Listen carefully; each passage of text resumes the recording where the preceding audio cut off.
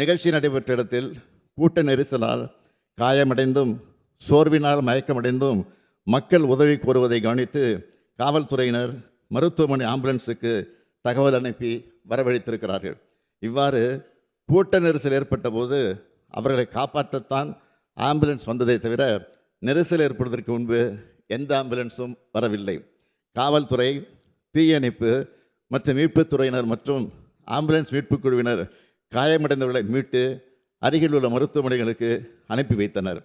மீட்பு பணிகளில் முழுவீச்சு நடைபெற்று கொண்டிருக்கும் போது தாவேகா கட்சியினர் 2 ஆம்புலன்ஸ் ஓட்டுநர்களை தாக்கி ஆம்புலன்ஸ் வாகனத்தை சேதப்படுத்தியிருக்கிறார்கள். இதனால் மீட்பு பணிகள் தடைப்பட்டன.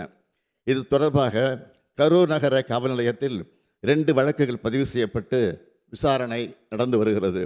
சம்பந்தப்பட்ட நபர் கரூர் நீதித்துறை நடுவர் முன்பு சரணடைந்திருக்கிறார். மற்றொரு குற்றவாளி 2 வழக்குகளிலும் தொடர்புடையதாக கைது செய்யப்பட்டிருக்கிறார்.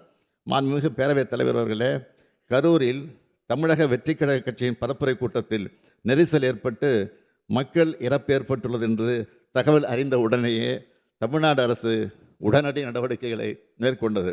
மருத்துவம் மற்றும் மக்கள் நல்வாழ்வுத்துறை அமைச்சர், முதன்மை செயலாளர், தேசிய நல்வாழ்வு குழும இயக்குனர் உள்ளிட்டோர் உடனடியாக கரூருக்கு அனுப்பப்பட்டார்கள்.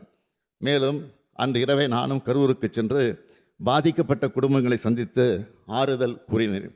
கரூர் துயரத்தை கேள்விப்பட்டதும் என்னால் வீட்டில் இருக்க முடியவில்லை. அதனால்தான் உடனடியாக கரூருக்கு அன்றைய இரவே சென்றேன்.